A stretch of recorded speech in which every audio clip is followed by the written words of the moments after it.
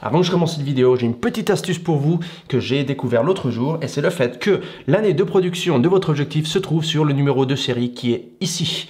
Donc par exemple ici ça dit 2, ça veut dire que ça a été produit en 2012. Ici ça dit 1, ça veut dire que c'était produit en 2021 et chaque 10 ans c'est remis à 0. Voilà, petite astuce.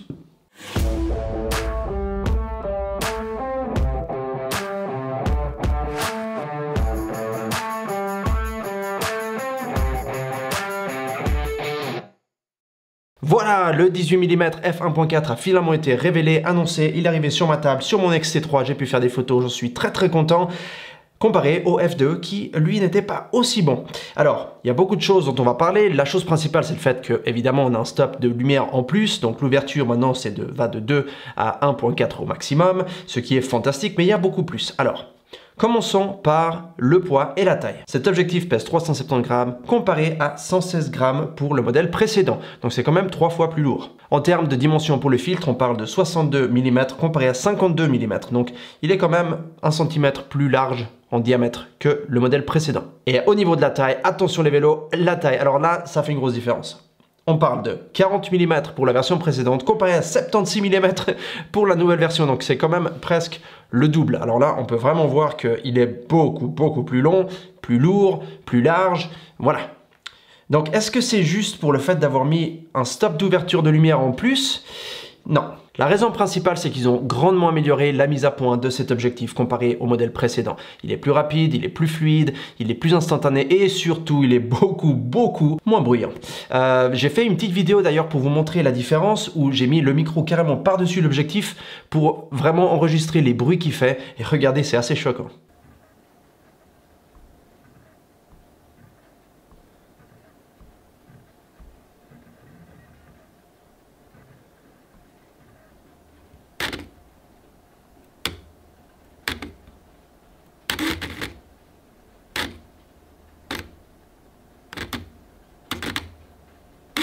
Au niveau du prix, on est à 999 $ pour le nouvel objectif f1.4 et on est à 599 pour l'ancien objectif f2.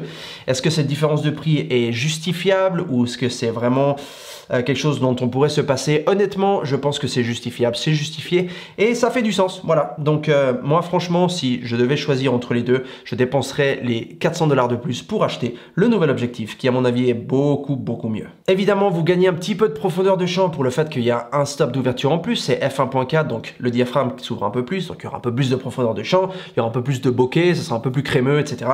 Mais ça reste tout de même un objectif assez large parce que 18 mm, ça reste un 27 mm équivalent pour un plein format, donc c'est quand même large. La profondeur de champ ne sera pas aussi comprimée que celle que vous trouvez par exemple dans le 56 ou dans le 90 mm, mais pour un 18 mm, je trouve que ça a une très bonne profondeur de champ. D'ailleurs, j'ai fait quelques photos qui vous montrent un petit peu ce que ça donne dans la vraie vie.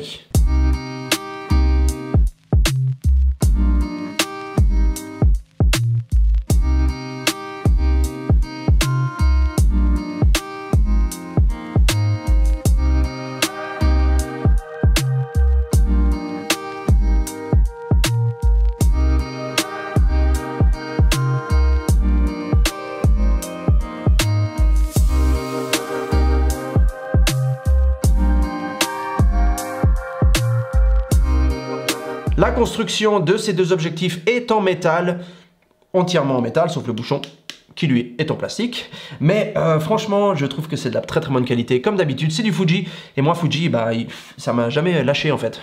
Et Dieu sait que je les traite pas très bien des fois. Ça, il faut pas que je le dise à Fuji. Mais ils m'ont jamais lâché. Ils ont toujours bien tenu le coup, les mariages, les portraits, les photoshoots, l'immobilier, et j'en passe. Voilà.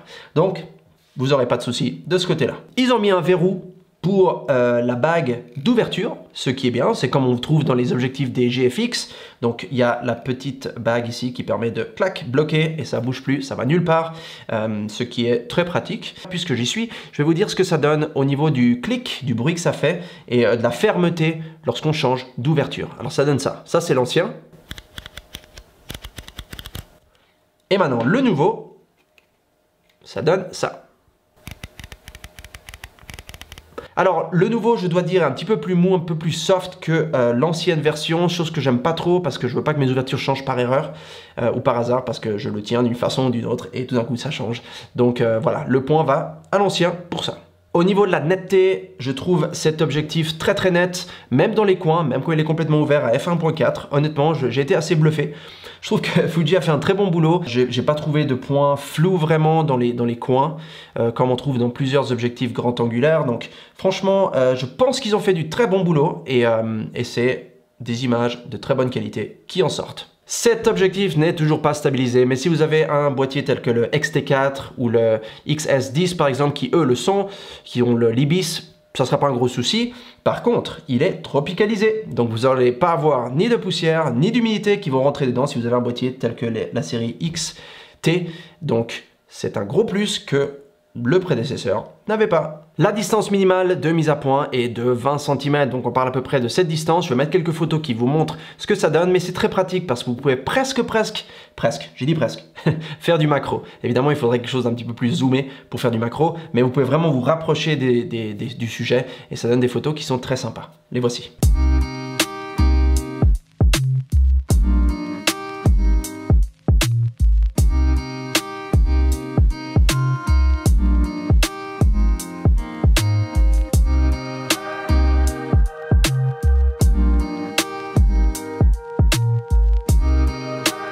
Alors maintenant que tout l'aspect technique a été mis de côté, on peut parler de l'utilisation dans la vraie vie. Alors personnellement, le 18 mm n'a jamais été ma longueur focale préférée. Je préfère le 16 mm qui est plus ample ou le 23 mm qui l'est un peu moins. Mais je dois dire que honnêtement, avoir un 18 mm c'est sympa. Si vous voulez avoir plus d'éléments dans l'image et avoir une meilleure façon de raconter une histoire avec vos photos. Donc vous pouvez y mettre plus d'éléments. Ce qui peut être bien dans certains cas, moins bien dans d'autres. Pour la photographie le soir ou la nuit, où il n'y a pas beaucoup de luminosité, c'est très très pratique. Alors est-ce que cette différence de prix, de poids, de taille, de largeur, d'ampleur, etc. font vraiment une grande différence? Je pense que non. Parce que oui, ça c'est Pancake, si vous mettez ça à côté, je veux dire c'est tout petit. Mais pour ce que vous obtenez avec le nouvel objectif, la nouvelle version, je pense que si vous avez l'ancien, vous vous demandez si vous devriez upgrade au nouveau, je vous dis, allez-y. Ouais, je dis pas ça d'habitude, mais là, franchement, je pense que ça vaut la peine de faire le changement. Si c'est un objectif que vous utilisez beaucoup, une longueur focale qui vous plaît, je pense que ça vaut la peine de prendre le nouveau modèle, qui est sorti quand même 9 ans plus tard. Je veux dire, hein, ça fait quand même une petite différence. Voilà, c'est tout pour ma revue et mes tests de ce nouveau 18 mm f1.4. J'espère qu'elle vous a plu. Dans ce cas, appuyez sur like, abonnez-vous parce que ça m'aide vraiment à construire cette chaîne que j'essaye de faire décoller. Et comme d'habitude, continuez à faire des photos, continuez à vous amuser et je vous vois dans ma prochaine vidéo. À bientôt.